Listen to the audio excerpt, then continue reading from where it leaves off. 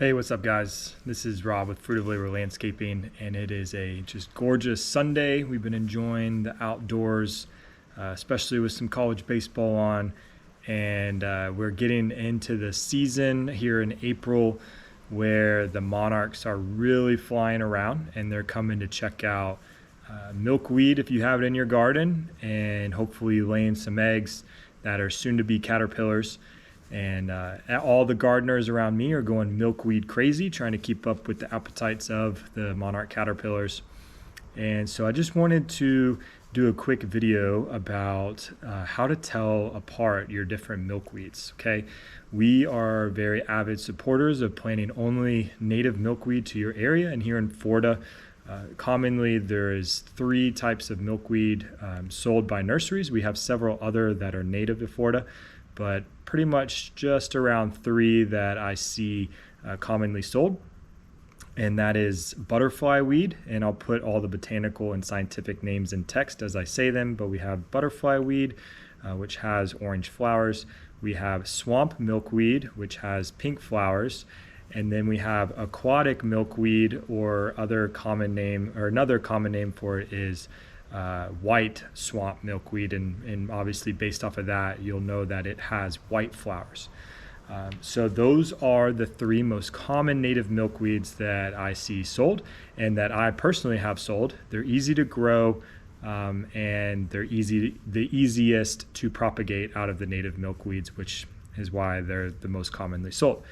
So we also have a very popular non-native milkweed called tropical milkweed. I've also seen it called Scarlet milkweed, or we even have an all orange flowering variety called Silky Gold. And that scientific and botanical name is also going to be in text here above my head, and that is native to Mexico and not native to anywhere in the United States. So the reason I'm getting into this is that there is a very hot, and I mean hot as in an emotional debate about whether or not this tropical milkweed is even good for the monarch butterfly in regards to OE and the migration of monarchs. And I'm not going to dig into that in this video. Please check out our website. We have a bunch of resources about tropical milkweed and links to various articles written by people way smarter than me, and you can kind of start forming your own opinion. Like I said, we lean on the side of native only. I ripped out my tropical milkweed a few years ago, and I no longer grow it, and I no longer sell it, and I no longer install it for any of my landscape customers. But circling back to the whole point of this video, I'd like to talk about the differences that help you identify which milkweed you have, okay? So you're gonna see me kind of cut over to some different camera angles while I do this to show you guys leaves and flowers and stems and just overall general height, okay? The first milkweed that I would like to show is the white aquatic milkweed, or the white swamp milkweed. The species is perennis, and I'm going to switch over and kind of hold out my phone camera here to give you guys another view. I'll push that one out of the way here. All right, so this milkweed this one particular one has been obviously on the diet of some kind of caterpillar. I don't know if it's a queen or a monarch, but as you can tell, it's got the standard milkweed shaped leaves. And then when we come up to the flower, they are going to be white, as you can see, just a solid white. And now I'm going to show you kind of just the overall height. Okay, we're looking at basically a foot, 2 foot tops is going to be the mature height. In fact, this particular potted plant here has been in this pot in a shady spot for over a year. Okay, and this is the tallest it's been. It got knocked down once by the monarchs munching on it and took it down basically about halfway, and this is where it's come back to. But this is going to be the mature height. And that is a key indicator for you when you're trying to identify this milkweed is that if you see anything taller than this 2-foot mature height, then it is not going to be our native aquatic white milkweed or the perennis. You're going to have to move on to using another tool. This is also the white flower is a good indicator because our non-native is I haven't seen a variety yet with white flowers. So that's another good indicator. And also the stems, the main stems tend to be a lot thinner than the tropical milkweed. And so that's it for talking about our aquatic milkweed, the perennis. And next we're going to move on to the pink swamp milkweed. I meant to leave these a little bit taller, but I started propagating them before I remembered I wanted to make a video on them. And we have some monarch eggs right here, which is pretty cool. So normally this pink swamp milkweed gets much taller than what you see here in the pot. It can get, I've had it come up to 5 feet on me. It's going to have pink flowers. And again, that's another good distinguishing characteristic of the native swamp milkweed, because I haven't seen a variety of tropical milkweed that has pink flowers yet. So if you can catch it in flowering, you'll be able to easily tell that it is the native swamp milkweed. The leaves of the native swamp milkweed and the leaves of the tropical milkweed are very, very similar, and so are the stems and the main stalks. And so these can get easily confused, and I think nurseries kind of take advantage of that, and then they don't end up accurately labeling their plants.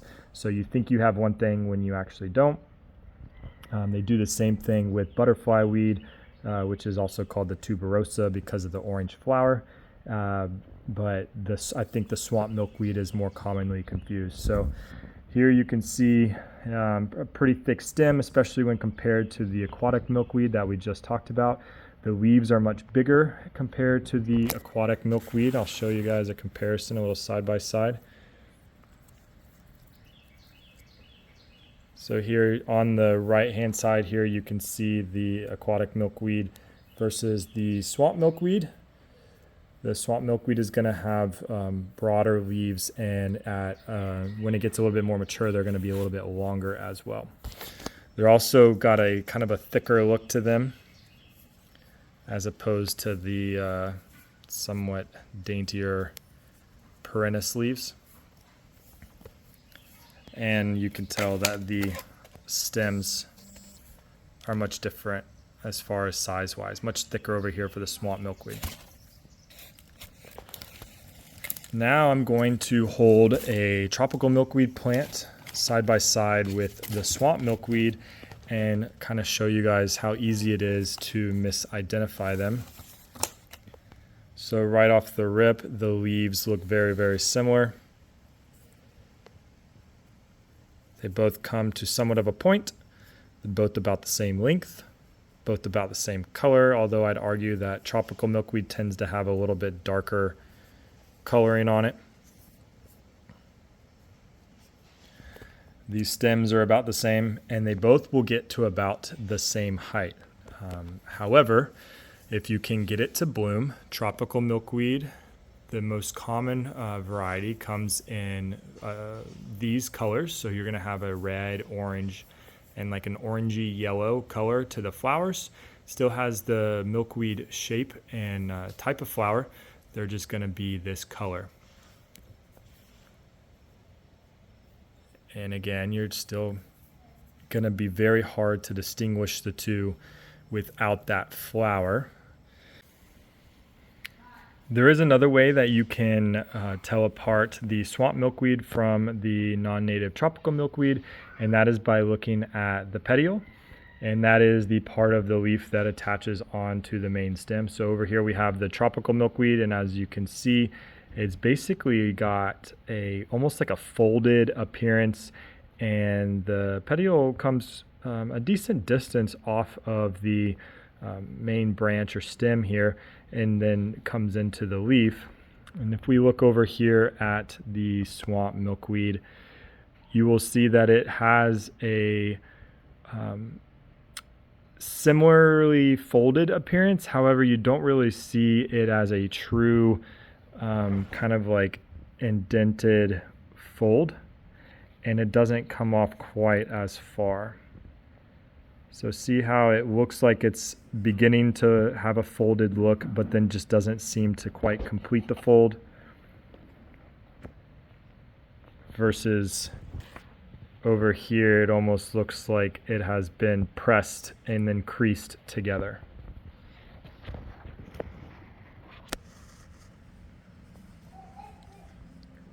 That's been one of the most beneficial ways that I have found to tell them apart before you see a bloom. And it takes a little bit of skill and confidence. You have to kind of have seen it quite a few times to really be able to make a good ID, but I believe that it works fairly well. Next, I want to show you guys the Silky Gold tropical milkweed. So this is just the same tropical milkweed with an all orange flower. And again, we have those same folded, pressed, and creased petioles.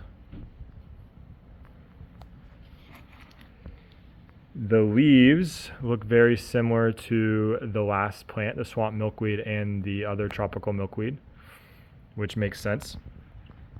And you're going to still get some pretty thick main stems. And this is a pretty young plant, and just like the rest of the tropical milkweeds, it does get decently tall. And I usually see this about 4 foot. Now this makes it, based off the flower, very, very similar to the Florida native butterflyweed. And I'll throw in some pictures of the native butterflyweed. Mine have just begun to emerge after dormancy. They're the latest in the season as far as reemergence, at least in my garden. And so the ones I have are really, really young looking, and they're definitely not ready to flower as they usually flower in the summertime. But the biggest thing you're going to see difference-wise is that the butterflyweed has a very similar mature height to the first milkweed I showed you, which was the white aquatic milkweed. It does not get very tall at all. In fact, I would say it probably doesn't usually get more than like a foot. I mean, I think I've never seen it really get past the 2 foot mark. I will show you some pictures of the leaves to kind of compare, but they are very different. They tend not to come into a point as much as the tropical milkweed. They're a little bit smaller and a little bit more narrow. I might take this plant out into the yard and just kind of compare them to you guys there, just so you can see the difference in leaves.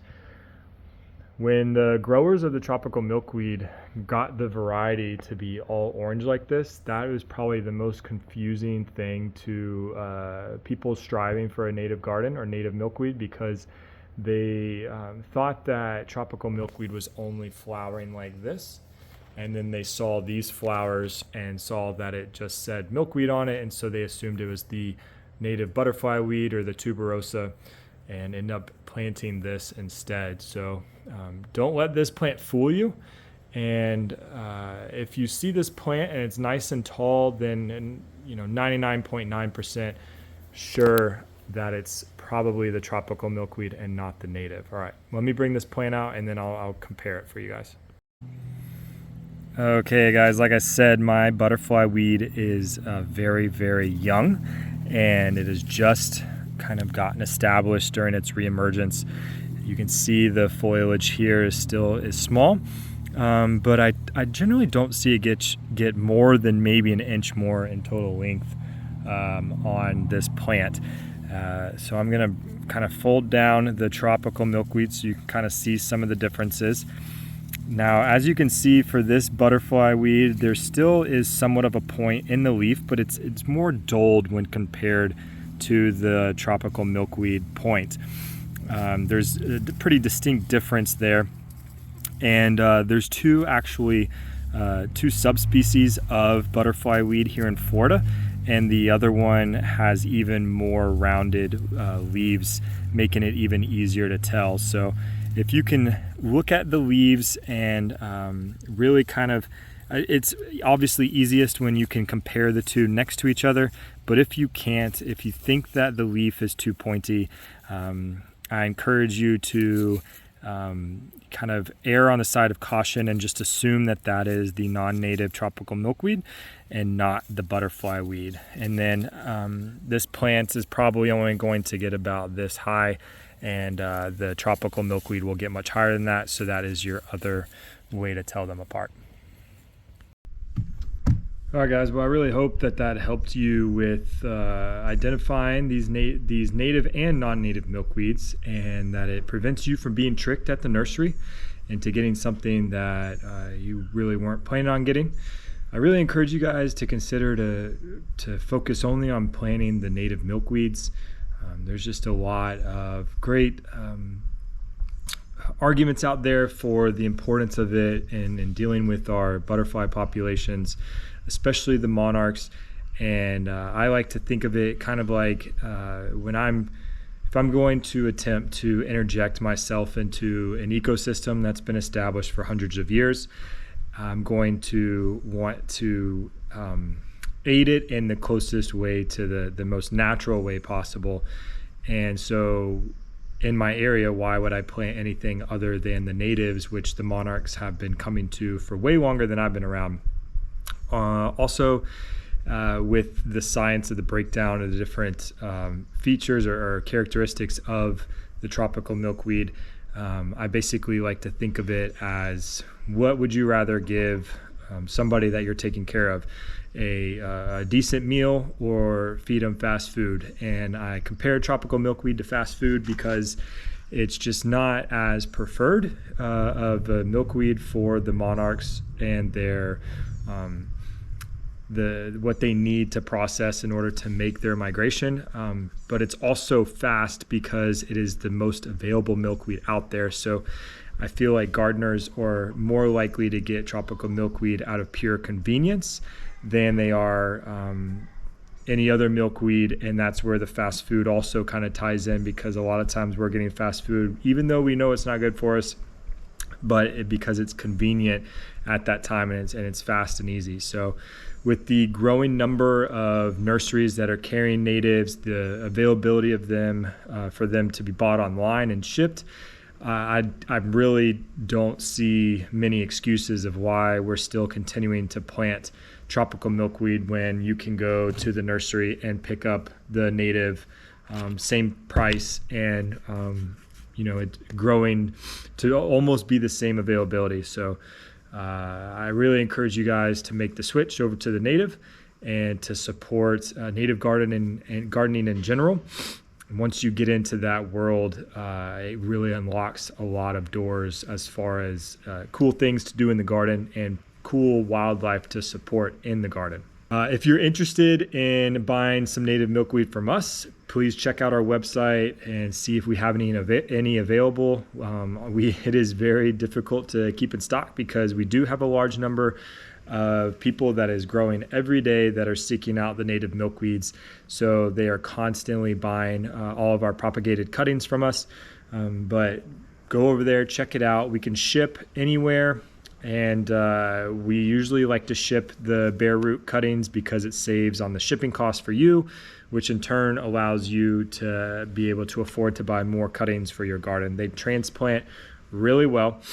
You can start them off in pots, which is what we recommend, and give that a week or two for them to kind of get over some of that shipping stress. And then if you think they're ready for the ground, then go ahead and pop those suckers in and get some attention from the monarchs. So thanks for watching, guys. I really hope that this helped you with your identification of milkweeds, and especially pertaining to the ones we have here in Florida that are sold in the nurseries. Now, like I said in the very beginning, there are plenty of other species of milkweed that are native here in Florida that I did not dive into at all, and that's because I really wanted to focus on what we're commonly seeing in nurseries and available to buy. Thanks for watching. Check out our website, check out our online store, our gardening forum, and our online blog, and you can follow us on Facebook and Instagram. Please, please, please like and subscribe to this channel if you liked this content. Every time that you subscribe, that gives us support here on YouTube. That's how YouTube does their monetary side of things. So please support us. It takes you like 3 seconds, and we're really not that annoying, I promise. I hope that you guys will support us and continue to watch our stuff and enjoy it. Have a great rest of your weekend, guys. Happy Sunday, and I wish you many blessings on this next week coming up. Later.